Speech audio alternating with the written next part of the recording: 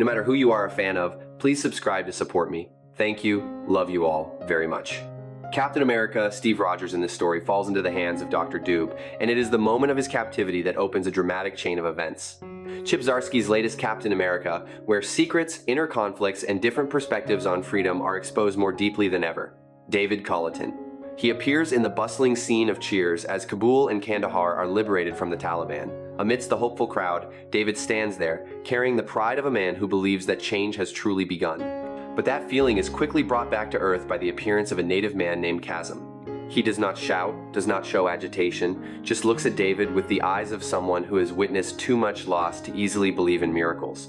When David asks why he does not share this joy, Chasm answers with a frankness that makes the atmosphere pause. He said that yes, freedom was a good thing, but foreign troops were only there for a short time.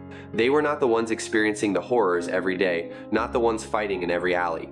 These lands were not liberated by bombs from the sky, but by Afghans on the ground. David paused. He did not deny it. He only replied that it was change from within that he wanted to see. That a short season could also open the seeds of democracy as long as the people here held on to it. Chasm shook his head silently. In his opinion, instant victory was just an illusion painted by guns.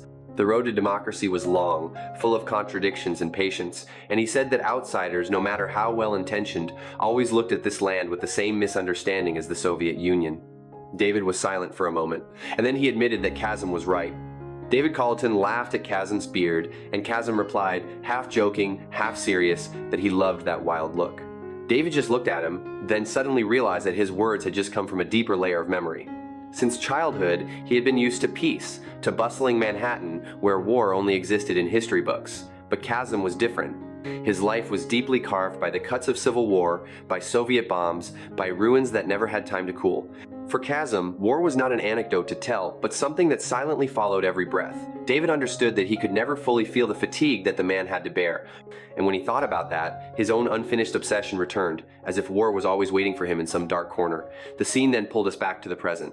Steve Rogers, David Colleton, and their team have arrived in Latveria, continuing the mission from the previous issue. The atmosphere here is as tense as a string, and in the rare moment of silence between missions, Steve's thoughts resonate like a confession. He remembers the long time he was frozen, the feeling of the world changing when he woke up. However, what makes Steve both ashamed and relieved is that he still has a goal to grasp: the eradication of fascism. He begins to wonder if the next Captain America feels the same. What ideals is David Colleton fighting for, after all? Not letting Steve dwell on his speculations for too long, David speaks up as if reading his mind. He briefly explains the mission's objective. Self-appointed power brokers have always existed from ancient times until now. And this mission is not to overthrow Von Doom, but simply to get in and out quickly. Understood, Major Colleton, Steve replied with his usual decisiveness.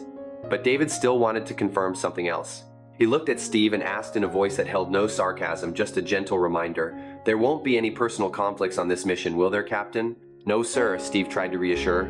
I'm just getting used to the rhythm of the times. Before I went into ICE, I lived in a world of chaos. If enemies appeared, I would deal with them. David nodded slightly. Chaos is still there, soldier, but now it's shielded by walls of order. And as they both rushed out of the cabin, the wind whistling in their ears, David spoke softly, confirming a truth that every battlefield must face. We are those walls. On the ground of Latveria, their team quickly connected with General Ross, who was leading the entire operation.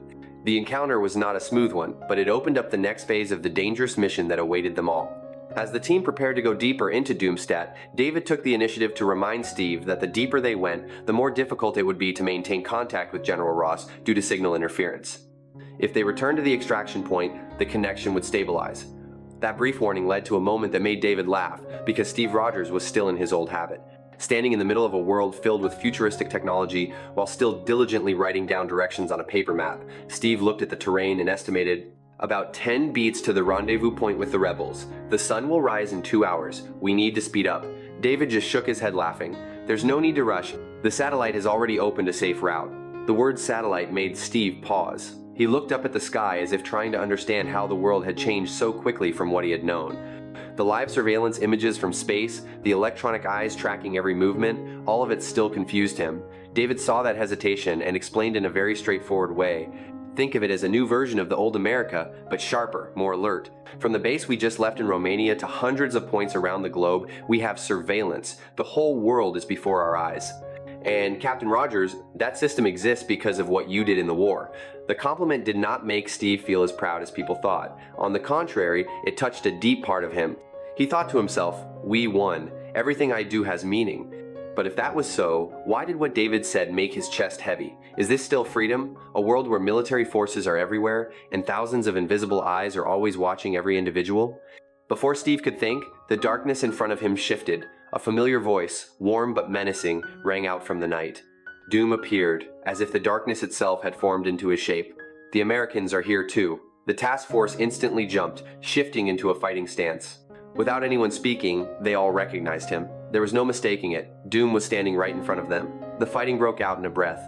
Fire, metal clashing, energy tearing through the air, all mixed together in chaos. In that chaotic moment, Steve turned to David. He saw something in Doom that made the atmosphere more unfamiliar than usual, and he spoke softly, as if trying to suppress an uneasy premonition. Something is wrong. This feeling, it makes me uneasy. That warning was just the beginning of the danger they were about to face. As Doom appeared, Steve reacted with the instinct of a seasoned soldier. He whispered a short word like a tactical signal, then launched his shield in a perfect trajectory. The moment reminded Steve of Reed Richards' warning from their first meeting in the first episode. Even in his heavy armor, Doom moved at incredible speeds. Steve turned to David and spoke quickly, his voice stern. Lock his legs. If you do, we'll end this. He pulled out the small device Reed had given him, the only tool that could disable Doom's armor from the inside. But before Steve could activate it, cold metal pressed against his temple. A gun was pressed against Captain America's head. Steve reacted almost instantly, spinning to disarm his opponent in a single breath, but then he realized the bigger problem. The figures were constantly appearing. The team was surrounded from all sides. Before the melee continued, the story was pulled back to David Colleton's memory. In that flashback, David clearly remembered feeling uneasy about Chasm. He had been the unit's translator for months. David wanted to believe Chasm was sincere, but he also knew that his profession did not allow for absolute trust. Doubt, while unpleasant, was what kept them alive. David followed the phone the group had given Chasm. The signal led him to an unfamiliar neighborhood, unrelated to Chasm's family. Everything there was dangerously quiet. David knew he was about to witness something bad, and then the explosion shook the air. The moment stretched in slow motion in David's mind. He had no time to report, no time to call for reinforcements. He was not allowed to fire without orders. But bombs and bullets waited for no one. Bullets whizzed past, and David only had time to dive to avoid them. A series of shots swept past, forcing him to dive behind a military vehicle for cover. His breathing quickened. Heat rose from the ground. Every sense was on edge. As the gunman closed in, David seized the opportunity to grab his shield, using it as his only line of attack that could turn the tide. He took out the attacker with a pinpoint strike, then dashed into the building where the explosion had come from. The stairs to the upper floor were dark and narrow. David's footsteps echoed through the lingering smell of gunpowder. The words in his mind rang out clearly. For the first time, he was truly alone. No teammates, no coordinated shouts. His sweat wasn't from the heat, but from a rising, instinctive fear. Something in him had changed in that moment, though he hadn't yet calmed down enough to name it. The second explosion sounded, so sharp and dry, it tore the air apart. In that moment, David felt something he hadn't dared to name before, the horror building in his mind. It wasn't quite there yet, but the bitter taste of it had already seeped into his breath. He rushed into the building. The sight that greeted him was Chasm sprawled on the floor, his back against the concrete wall, already smeared with blood. A large bullet hole next to his head. The room fell into an eerie silence. Chasm looked at David, his eyes a mixture of pain and resignation. You shouldn't have come into this place. David knelt down, checking his breathing, his eyes searching for signs of the attacker. No, Chasm, you shouldn't be here. Then he pointed to the body nearby. Who was he? Don't you recognize him? Chasm gasped. Before the Taliban took over, he was the warlord of this area. He killed my sister. When I was released, he was released. Anyone who enters a power vacuum can revert back to what they were. The vacuum is always there. Before he could finish his sentence, his breath hitched. The life in Chasm's eyes faded. David stood still for a few seconds, as if time had stopped before he was brought back to the harsh reality of the battlefield, right after the ambush in Latvaria. Steve Rogers and the rest of the team were sitting across from the men who had pointed guns at them. The air was tense, but the smell of gunpowder was gone. The man who had held a gun to Steve's head now stood straight, introducing himself as Marius, a Latvian citizen and leader of the anti-Doom rebel group. The armored figure they had faced earlier was not Dr. Doom. It was a Doombot reprogrammed to serve the rebels, a perfect cover, enough to fool outside forces. David quickly pulled the conversation back to their main objective, not letting emotions get in the way of the mission. He spoke to Marius in a firm voice. "We have to get the American citizens held in Latvaria out safely. We need one of your men to lead the way to where they are being held." Marius narrowed his eyes, but David continued, his voice calm and firm. "In return, our superiors will drop off a cargo of M4S, grenade launchers, and other equipment. It will help you hold out in this rebellion." A deal. But behind it lay a maze of power, hope, truth, and wars that never really ended. Marius looked up, his eyes sharp as steel, and calmly said that the crates of weapons, while useful, were not what his rebels truly needed. What they lacked was an opportunity, and that opportunity would only come if Captain America were on their side. According to Marius, Doom was at his weakest, and with Steve Rogers' help, the rebellion could be over in a day. A free Latveria would open its borders to all, including the Americans being held captive. They would just have to walk out as human beings with the right to live again. Those words made David angry. He felt Marius was pushing them into a mission that was completely different from the original plan. David stood up abruptly, his voice full of protest, as if he himself was being pulled away from the mission line assigned by his superiors. Steve quickly saw the tension escalating. He put a hand on David's shoulder and gently suggested they leave for a moment to talk privately. A cold wind blew through the ruined streets of Latvaria as Steve tried to soothe his young comrade. He advised David to listen, to keep open options beyond the original plan, but David didn't want to listen. He insisted that they were sent here to do one thing: rescue American citizens and leave the country. Anything else was outside the mission, outside the boundaries of what he believed the military should abide by. Steve looked him straight in the eye, calm but firm. He understood David's frustration, but also understood that the battlefield was always changing, and sometimes a commander had to make choices no one expected. Steve proposed a new plan. He would confront Doom with Marius. David's commandos would sneak in and rescue all the hostages. If the situation became complicated, Steve would act as a decoy himself, creating a space for the rescue mission to be completed as safely as possible. From David's perspective, the proposal was almost absurd. He saw Steve talking about overthrowing the head of a sovereign nation as if it were a simple game of chess. He couldn't help but mention that the United States had not declared war on Latvia, and they couldn't just arbitrarily launch a regime change just because of a favorable opportunity. Steve sighed, but his eyes didn't waver. He reminded him that Doom had repeatedly crossed the line of international law, capturing American diplomats, killing Latvians, and even invading U.S. territory. That made him a threat that couldn't be pretended not to exist. Steve doesn't deny that their actions can be misinterpreted, but he believes that sometimes the truth lies in standing up when no one else dares. The struggle between ideals and military orders continues to rage between the two men, between Steve Rogers, who chooses to act on his conscience, and David Colleton, who still tries to keep himself within the framework of a soldier who obeys orders. Steve looks straight at David as he says that America may not have officially declared war on Victor von Doom, but Doom has long considered them an enemy. According to Steve, it is time to lend a hand to those who live under such oppression, but David's response is much colder. He says that Steve is naive to think he can mend the wounds of this world on his own. At that moment, David's words open an old memory in his mind. Another image comes flooding back. He and his teammates are being deployed to Iraq. The message they received then rang out like an absolute affirmation. They were told that weapons of mass destruction had been found. Their faith was based on those orders, but then the harsh reality stripped away the innocence that David once carried. Those flashbacks are the key to understanding how hardened and weary he has become today.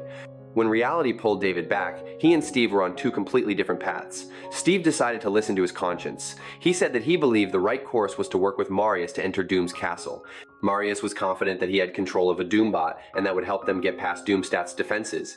David just nodded, but his voice was as heavy as a stone falling to the ground.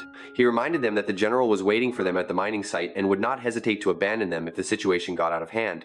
According to David, the general was willing to wipe out all evidence, as if the entire operation had never existed. One of the team members looked at David and asked if it was wise to leave Steve alone. David answered without hesitation, "Probably not," but then he added about Steve, his voice a mixture of respect and bitterness. He acknowledged that Steve was an icon, a hero he once admired. But according to David, Captain America was now just a warrior who no longer had a place in the new era. A man trying to adapt to a changing world without realizing he was being left behind. He concluded that they couldn't let Steve drag the mission down because he was trying to find meaning in the world.